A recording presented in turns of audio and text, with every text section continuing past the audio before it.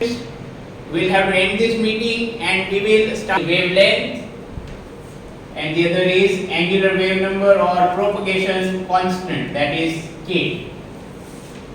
Alright, so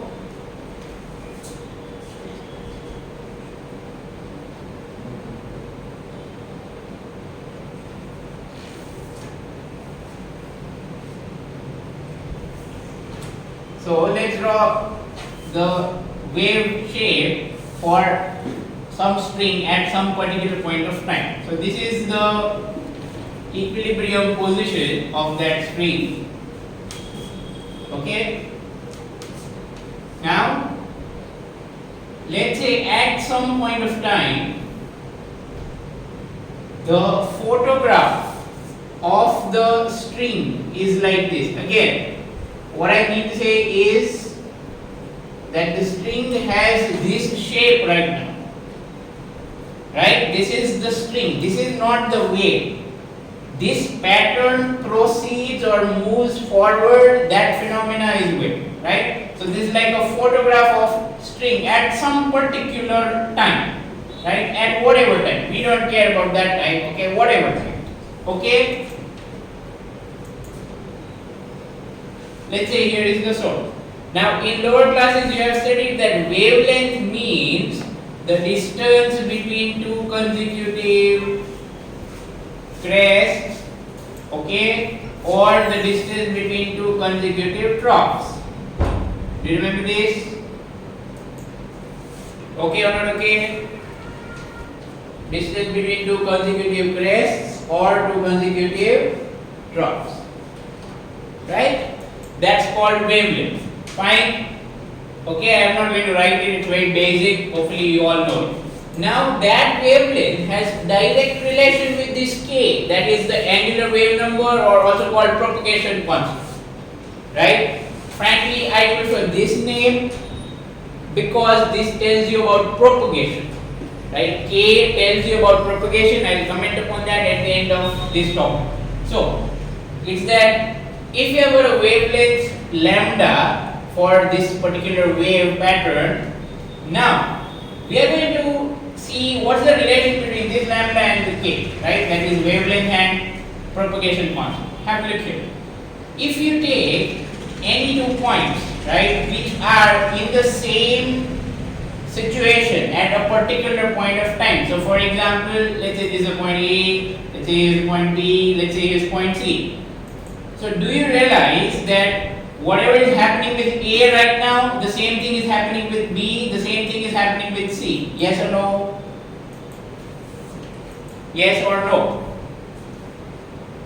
Similarly, there are more points, but I am not worrying about that. Like let's say here is a point E and here is a point F. Then whatever is happening with E, that same thing is happening with F right now. Okay? But forget about E and F, let's focus on any of these. So suppose we look at the point P here, okay, B and C. Let's say B's coordinate, x coordinate is x1 and C's x coordinate is x2. Did you understand? So that this is of course as usual at x equal to 0. Understood what I have marked? Okay, so the x coordinates of B and C are x1 and x2 respectively. Now, of course, the distance between them is lambda. So obviously, we have that x2 minus x1 is equal to lambda. Right? Obviously, we have x2 minus x1 is equal to lambda. Now, there is one thing that we'd like to discuss. Why is this equation having something like sine? Okay? And then why do we have a term of x here? Last time I did explain that we should have omega t, that's not a problem, right? Because omega t tells us how the pattern shifts, whether right side, left side, okay, that way. But why x and why sine? There are two reasons. Number one, whenever a simple harmonic wave is formed like this, do you see the pattern is repetitive in x? What I mean to say is, as you move from one point to the next point, okay, let's say you move further. So as value of x will change, the displacement from the mean position, y here, here, here, that gets a repetitive pattern. Basically this is periodic, that is, as you move forward, you move some distance of x, some distance in x, the pattern repeats. You move some distance in x, the pattern repeats. So how much distance should you move so that pattern repeats? That distance is lambda, isn't it? I repeat, if you move a distance lambda, then the pattern will repeat. Yes or no?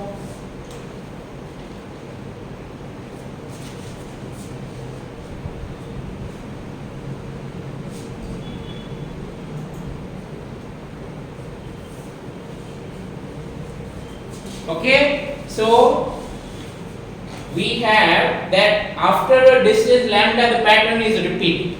Now think about it. Earlier I have told you that sine or cos, these are some trigonometric functions which repeat their values after a specific gap. Yes or no? Do you remember that from simple harmonic motion? I told you that if you think of the values of sine or cos, let's say here, then once again you are going to get the same value when you change the angle by 2 pi, correct? Do you remember that? Yes or no? Okay, so that idea is used here. That is the reason why this equation is of the form of sine. That is, as value of x will change. See, even if, listen to this carefully, don't misunderstand this, be careful. Even if you would put t fixed, let's say t is some fixed time, at that time this is the pattern of that string. Okay, so what this means is, as you look for different values of x, 0, let's say 1, 2, 3, 4, 5, 6, like that, so the value of y should repeat, it should be periodic. That is, it should have parts, one cycle, okay, second cycle, third cycle, like that. Clear? So that's the reason why we have sine, and that's the reason why we have x here, right? So that the pattern is repetitive, if you understand that word. The pattern is repetitive in x, right? The pattern is repetitive in x, that is, after some x it will repeat, after some x it will repeat. Okay, now what's the relation of k with lambda? That's what we will come to.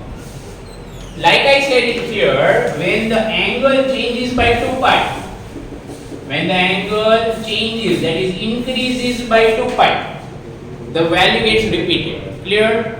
When the angle changes or increases by 2 pi, the value gets repeated. Understood?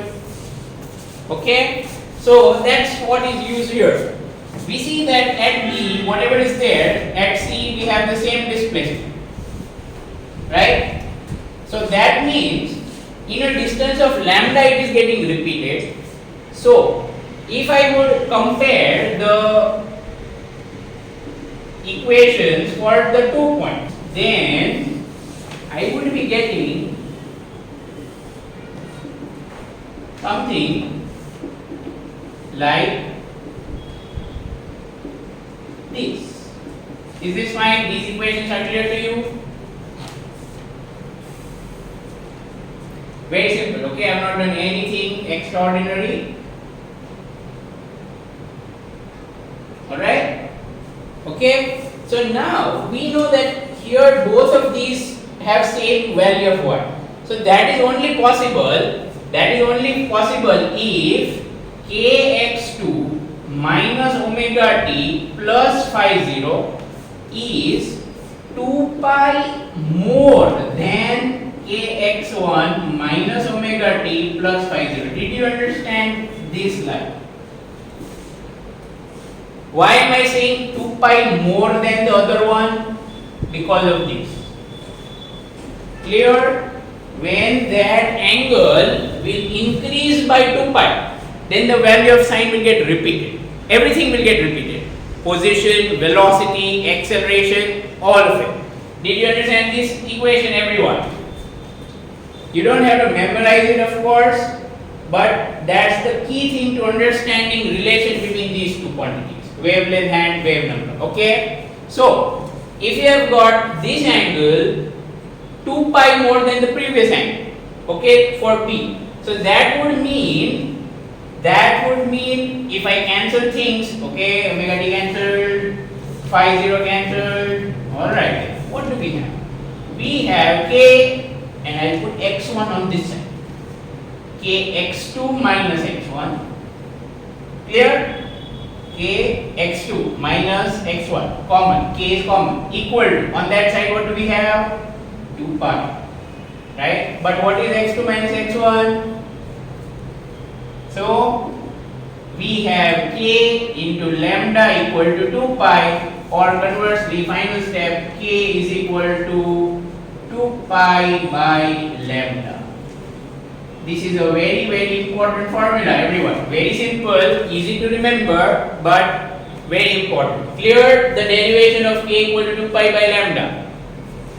What's the idea we use? That if we take 2 points, let's say which are at a distance lambda, that is wavelength, then whatever is happening with this, the same thing is happening with this. That's only possible if these angles that we are seeing, the bracket. By the way, this bracket is called phase, isn't it? Do you remember that from SHM? This whole bracket is called phase. Do you remember that? Why there is 2 pi? Maths question. Again, if you have got some angle, let's say for example 30 degree, then whatever is the value of sine 30 degree, that will repeat when you go ahead by 2 pi, that is 360 degree. Same thing that I told you in SHM chapter. Is this clear? It would repeat when you go around and increase the angle by 360 degree. 360 degree means 2 pi. Okay? So, that's why we are getting 2 pi here, and ultimately k is equal to 2 pi value. Now, why is it called angular wave number? Right? Why this kind of name?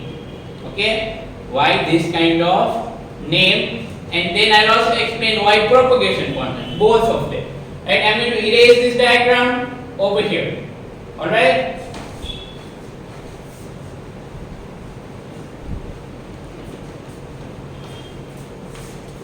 Okay. So now, let's do a very simple cross multiplication. Very simple. If you have got this pattern on the screen, then the distance between two consecutive crests or two consecutive troughs would be lambda. Now, see, lambda doesn't necessarily start from a crest to crest. It's not like that. Even here to here is lambda. Do you understand? This is 1 lambda. Clear or not? This distance is 1 lambda from here to here. Yes or no? Yes or no?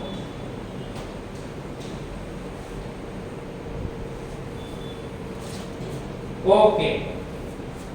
Very good.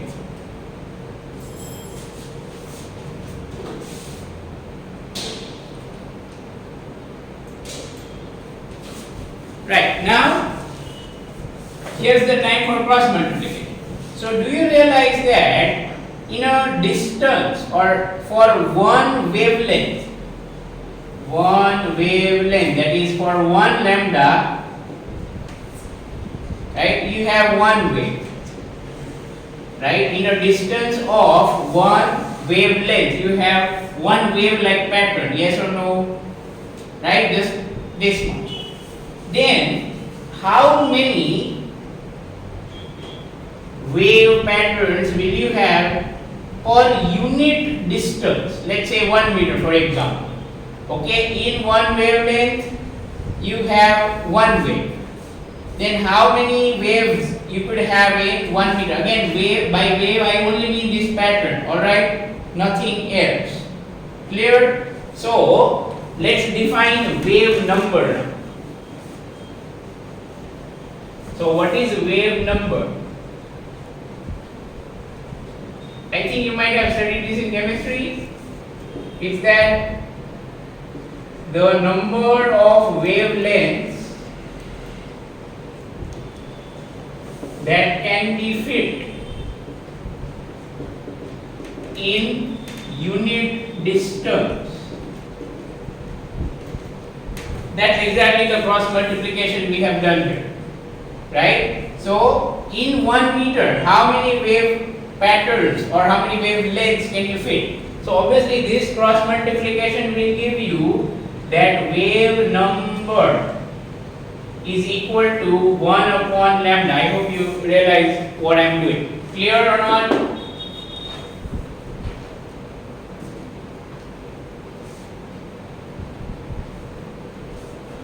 So for example, suppose something has wavelength 2 meter. Suppose something has wavelength 2 meter. Then its wave number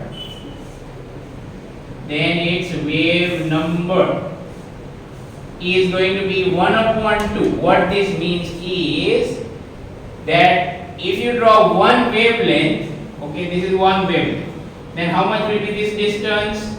2 meter. Clear or not? Wavelength 2 meter. Then wave number is half. What that means is in 1 meter you can only fit half of that wave. Okay, half of the wavelength or half of the wave pattern. Understood? In 1 meter you can only fit half of it. Clear or not clear?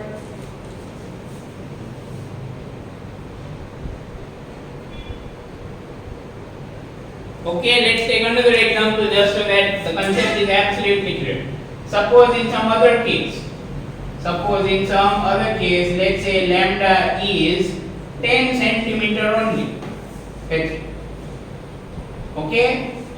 Lambda is 10 centimeter. So obviously, you know, this should have a unit. So this will be per meter. Do you understand why per meter? Clear? The unit is clear? Per meter. Yes or no? So if you want to find wave number in per meter, that is in 1 meter, how many wavelengths can you fit? Can you give me the answer? In 1 meter, how many wavelengths can you fit? In 1 meter, how many wavelengths can you fit?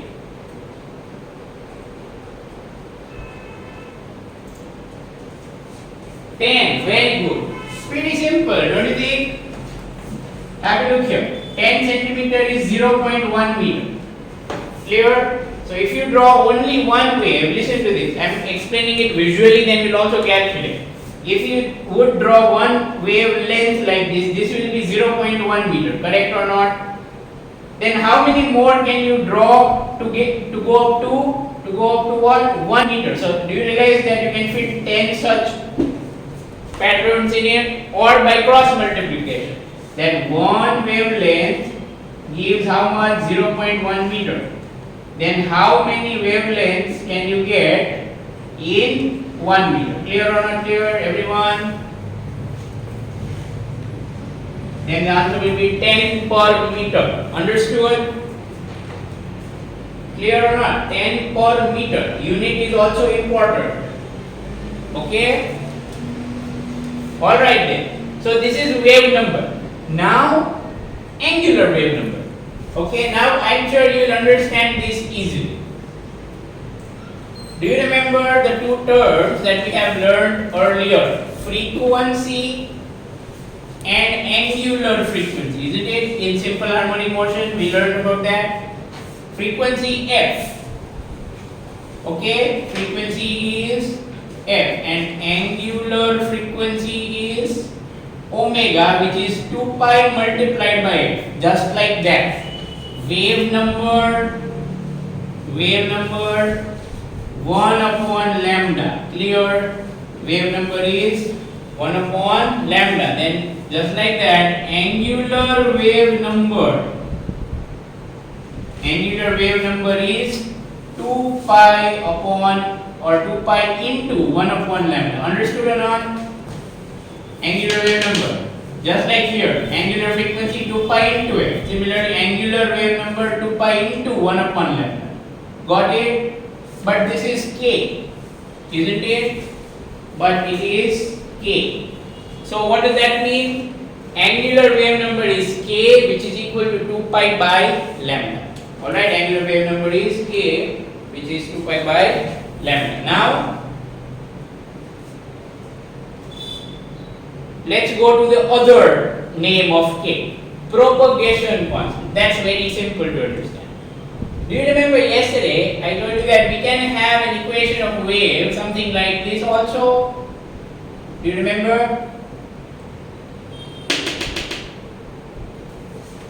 Right? So what does that indicate? This is a wave traveling in positive y direction, correct? How do I know positive y? Because these two signs are opposite and there is y here. Clear or not clear?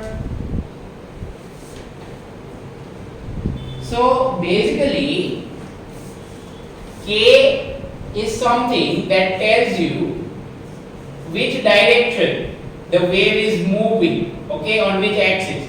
Basically, whatever is multiplied here with k,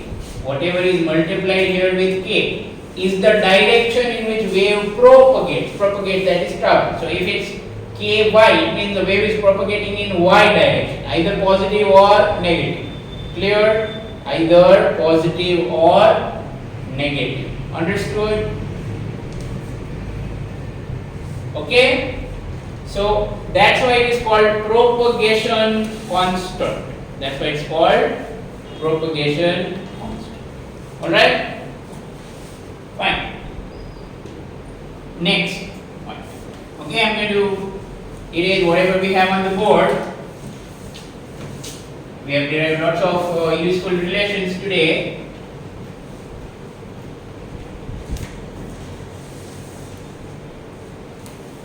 Okay.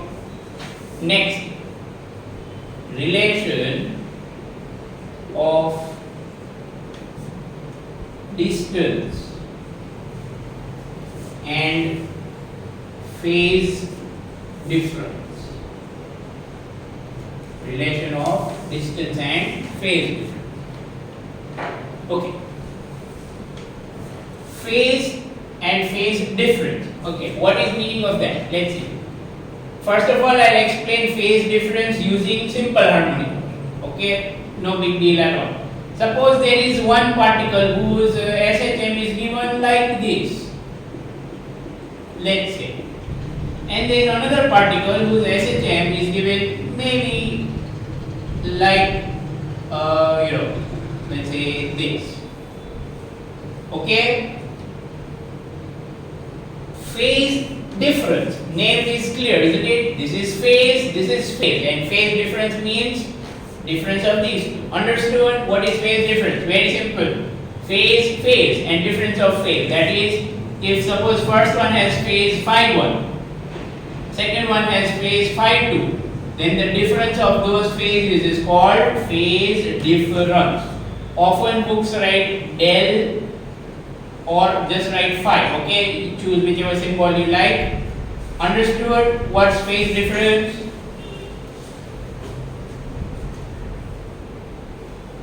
And look at the words and the meaning should be clear, right? There is nothing complicated about it. Now, how to find it? Nothing, just put these angles here. So omega t plus pi by 3 minus omega t plus pi by 6. Clear or not clear? Clear or not clear? And then the subtract. So pi by 3 minus pi by 6, that is equal to pi by 6. Clear? This is how you find phase difference. Okay? This is how you find phase difference.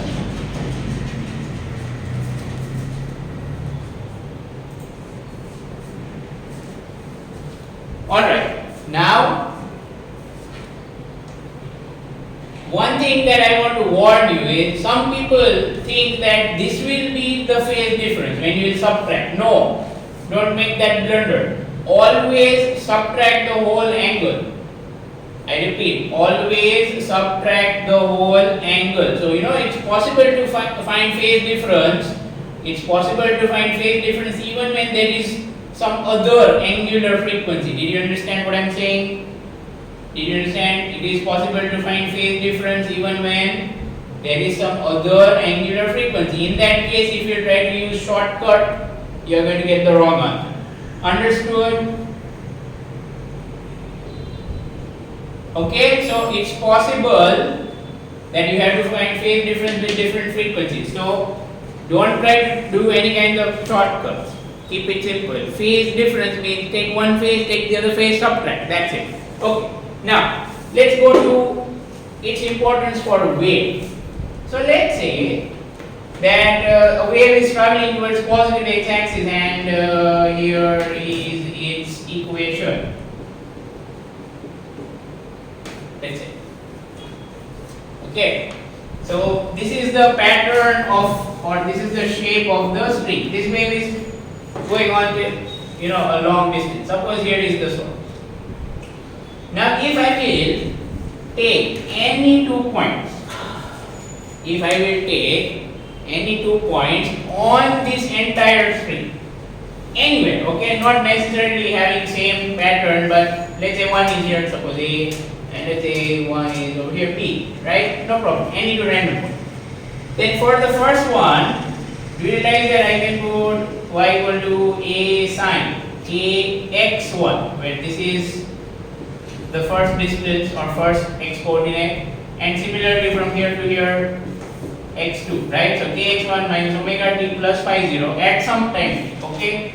And for B also at the same time t, right? Again, both equations we are writing at the same time t. So this is same.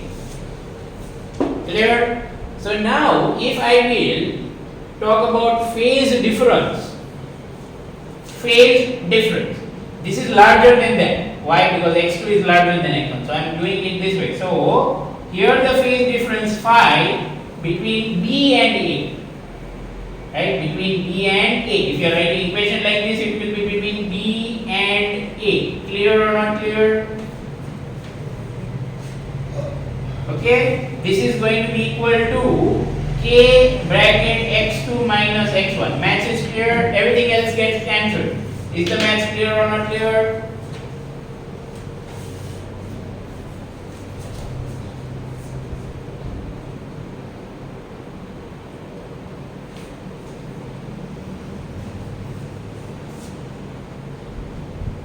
What happened to other terms? They got cancelled. Right? Subtract. Everything will get cancelled. So just kx2 minus kx1. Okay. Now I can write this in shorthand. Like I have said, this difference we generally indicate by phi or del. Okay. So phi can be written as, okay, I have to check, k into delta x. Did you understand this relation, everyone? Phi can be written as k into delta x. Yes or no?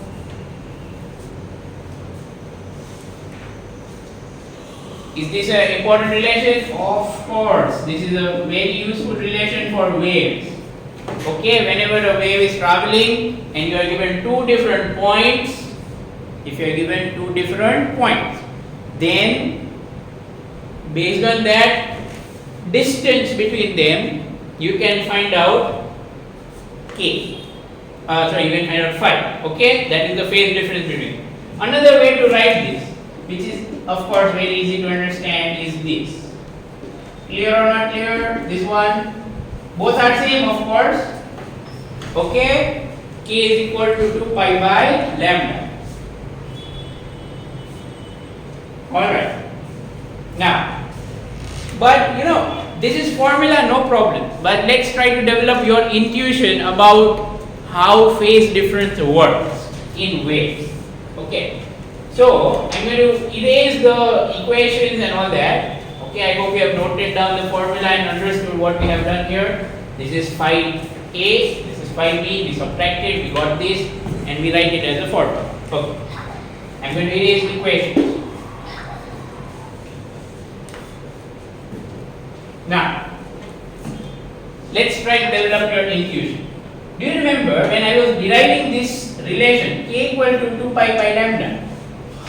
I told you that if we take n 2 points, okay, now let's change A and B also. Right? Let's say A is here, okay, and B is over there. Right. So do you realize that distance between lambda. Yes or no? Between A and B now is lambda. Yes or no? Can you see it, everyone? Distance between A and B is lambda wavelength. Okay? Now, in this situation, do you remember that when we derived that relation, I told you that whatever is the angle for this one, the angle for the second one will be 2 pi more than that for first one. Basically, I wrote something like this at one point. Did you find it in your notebook? I wrote something like this while deriving. Did you find it in your notebook?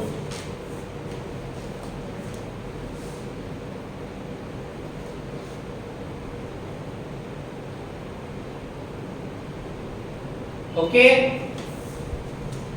Right? We had this one step while we were deriving things.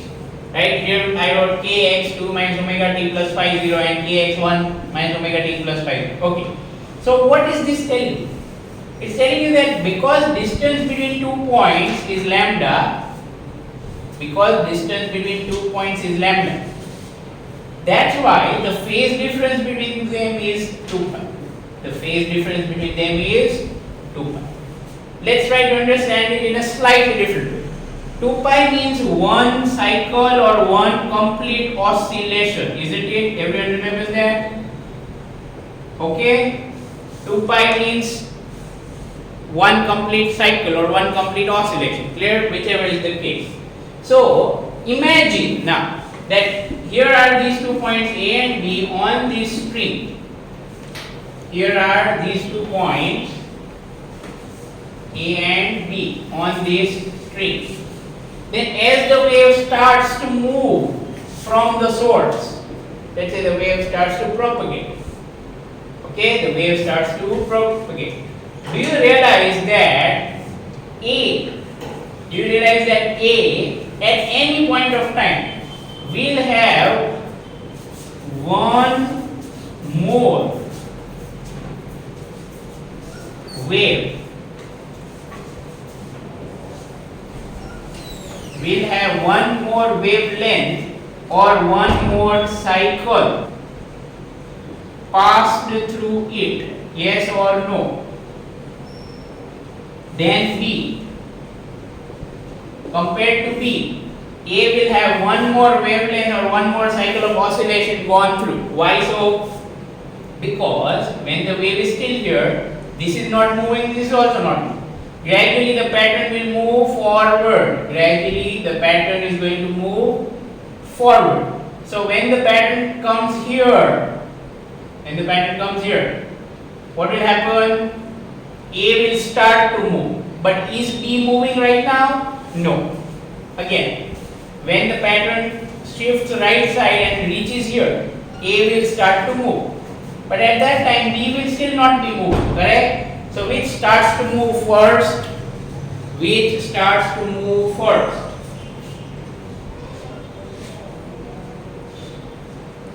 Very good.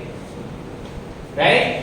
So do you realize that because A will start to move first, it will have one more oscillation than compared to B. Reason is B will start to move only when it's like this. That is, this moves one time period forward, correct? One wavelength forward. You get what I'm saying? This moves one wavelength forward, right? And one wavelength forward means this source would have completed one more oscillation, right? So again, at any point of time, let's say when B just starts oscillating, A already has one wavelength gone through it. I repeat, look at this diagram. Let's say it's like this. Okay, the wave has just reached B. At that time, A already has gone up and down once, correct? Because the wave has passed through it. So that's why we have this phase difference, right? That's why we have the phase difference of 2 pi. Now this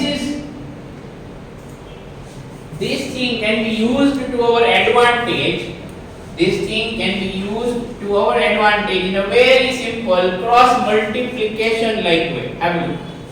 Between any 2 points which are at a distance lambda, okay, between any 2 points which are at a distance lambda from each other, the phase difference PD, phase difference is 2 pi, isn't it?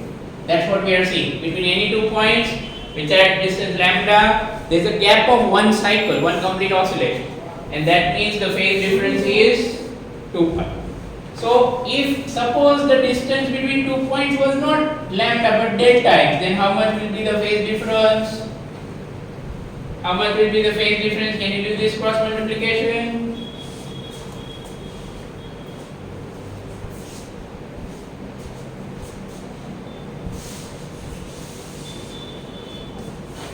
What do you get? The phase difference phi will be phi equal to 2 pi delta x divided by lambda, isn't it?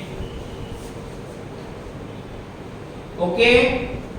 So hopefully everyone realized that what this equation is telling you is that basically when 2 points are at a distance lambda from each other, 2 points are at a distance lambda from each other, the phase difference is what? 2 pi. Why is it 2 pi? The reason is written here. Because as the wave travels, first it will reach A, then it will reach B. Clear? Alright? First it will reach A and then it will reach B. Understood? So because of that, there will be a gap. Right? When B starts to move, when B receives the wave, like shown in this diagram, A has already had one oscillation. Right? That's what we are looking at over here. Okay, in this relation. Fine. So very quick question, just a very short answer here. Suppose this is the wave pattern at any point of time.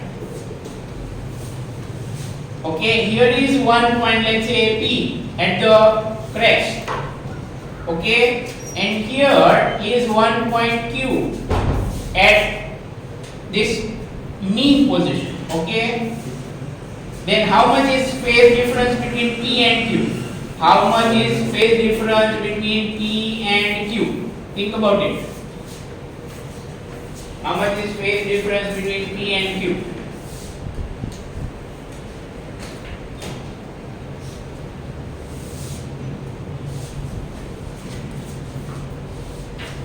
Yes, Raj. No, Dev, not right.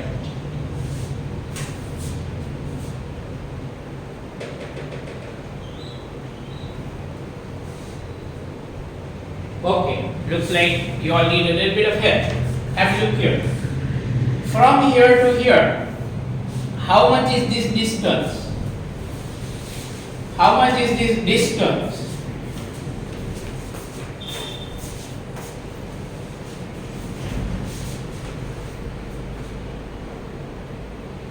How much is that distance? A? Not at all. Amplitude is vertical. Okay, the particles are moving up and up, not horizontal. Lambda by 4. Very good. No, lambda by 2 or lambda by 4. Have a look. This is how you can do it. This is amplitude or extreme position to the mean position. Then up to here, and then up to here and up to here. So do you realize that this whole thing is divided in 4 parts?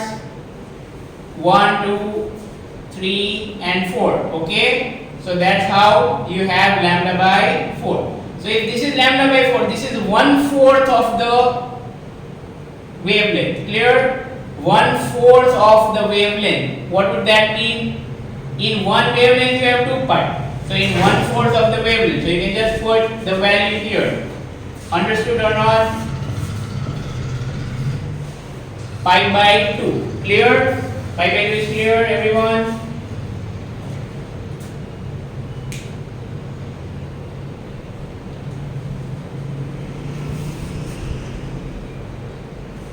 So go by the wavelengths. Okay. Okay, go by the wavelength, and that would. Okay, let's try one more then. Let's try one more. You can use this cross multiplication, that's why I'm keeping it over here. Okay? So suppose there is a wave pattern, okay, and let's say there is a point here, suppose P, and once again over here let's say Q. Right? So what will be the phase difference between P and Q? What will be the phase difference between P and Q? Come on.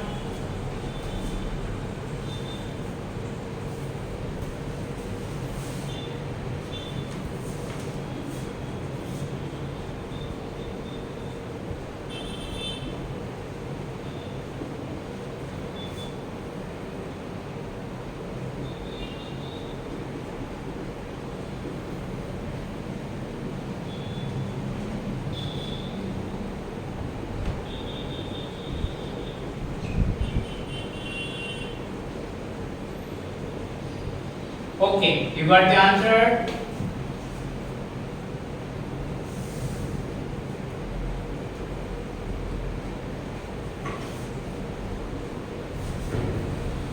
Solve this question, come on. And don't take a lot of time. So here, this is lambda by 4 and this is also lambda by 4. So totally is lambda by 2. So if distance is lambda by 2, the phase difference will be pi. Is that clear?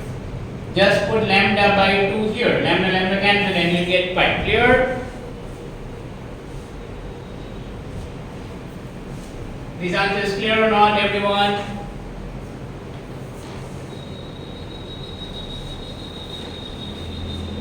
Okay? Solve the next question. Come on. Solve this one.